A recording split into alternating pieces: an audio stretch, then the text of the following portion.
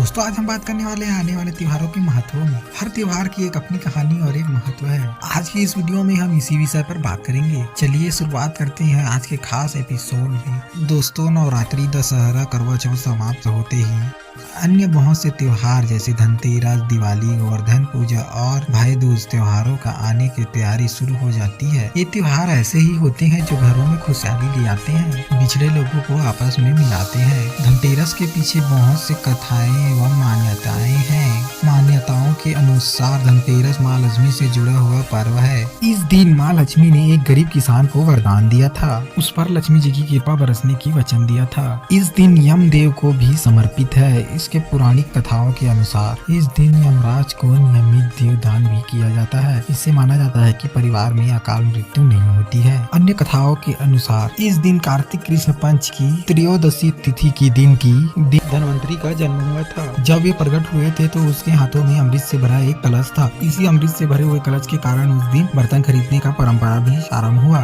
इस तरह ही धनतेरस का त्योहार मनाया जाता है। दोस्तों दिवाली त्योहार की परंपरा तो आज बच्चों को पता है। इस दिन भगवान श्री राम जी ने रावण को मार कर माँ सीता को उससे छुड़ाया था और 14 वर्ष वनवास को पूरा करके अयोध्या वापस आए थे। इस खुशी में अयोध्या वासियों ने दीप जलाकर उसका स्वागत किया था। इसी पर्व को आज हम दिवाली के रूप में मनाते हैं। दिवाली के दूसरे दिन ही गोवर्धन पूजा भी होता है। गोवर्धन पूजा की शुरुआत द्वापर युग से ही हुई। हिंदू मान्यताओं के अनुसार इंद्रदेव की पूजा करते थे, परंतु कृष्ण भगवान ने उसकी पूजा करने से मना कर दिया था। उनके कहने पर 1 वर्ष तक गाय की पूजा की। गाय की गोबर की पहाड़ बनाकर उसकी परिक्रमा की। इस पर इंद्रदेव बहुत क्रोधित हो गए और भारी वर्षा करने लगे। इस पर भगवान श्री कृष्ण ने अपनी एक उंगली से गोवर्धन पर्वत को उठाकर वृक्ष की रक्षा की, जिसे देखकर इस लीला को देखकर इंद्रदेव भी शर्मिंदा हो गए और कृष्ण भगवान से माफी मांगी। इस दिन से ही गोवर्धन पूजा मनाई जाती है। जैसे ही गोवर्धन पूजा की समाप्ति होती है वैसे भाई दूज की त्योहार की शुरुआत हो जाती है। इस दिन भाई अपने बहन के घर जाता है। इस दिन बहन अपने भाई को तिलक लगाती है और भाई दूज की कथा सुनाती है और मिठाई खवाती है। अपने भाई की उज्जवल भविष्य और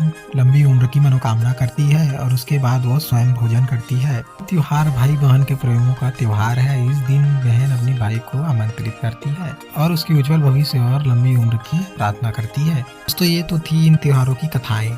जानेंगे सबसे महत्वपूर्ण बात वह ये है कि सभी त्योहार एवं मान्यताएं अंधविश्वास पर आधारित है।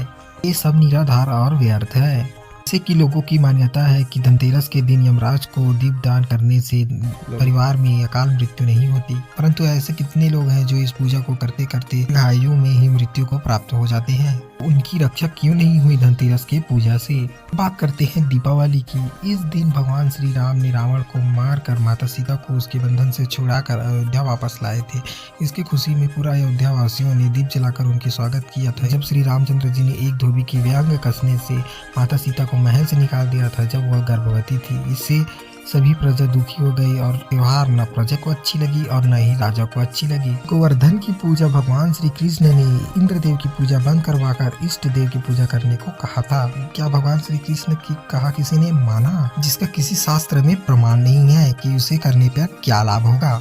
अब बात करते हैं भाई दूज की। यमराज सत्य का राज करता है। जैसे कर्म करते हैं वैसे फल मिलता है। यमराज के पास इतनी शक्ति नहीं है कि वह जीवों के पापों को नष्ट कर सके या पुण्य को बढ़ा सके। इस लोक की चाहे कितनी भी बड़ी शक्ति क्यों न हो, कर्मों के लिए को कोई मिटा नहीं सकता। सतलोक के पूर्ण शक्ति योग कबीर साहिब जी जीवों के पापों को काट सकते हैं। पूर्ण परमात्मा कबीर साहिब ही सर्वशक्तिमान है जो हर चीज करने में सक्षम है। यह परमात्मा अपनी प्यारी आत्माओं से मिलने के लिए समय समय पर पृथ्वी पर आते हैं और अपना लीला दिखाते हैं। संत अर्थात परम भक्त को पृथ्वी पर भेजते हैं, जो कि है जगत गुरु तत्वदर्शी संत रामपाल जी महाराज। सभी शास्त्रों का ज्ञान रखते हैं और उन आत्माओं को लेने के लिए वो सतलोक से धरती पर वापस आते हैं। पिता परमेश्वर कबीर 600 पूर्व पहले धरती पर आए थे। 5505 जब कलयुग बीत जाए, महापुरुष फरमान जब चकतारन को आए, अर्थात कलयुग के 5505 वर्ष बीतने के बाद सतपुरुष धरती पर आए। वो महान संत जगत गुरु तत्वदर्शी संत रामपाल जी महाराज धरती पर आज उसके स्वरूप में उपस्थित हैं, जो कि हर जीवों को कल्याण एवं सुख शांति समृद्धि देने के लिए पूर्ण रूप से सक्षम है।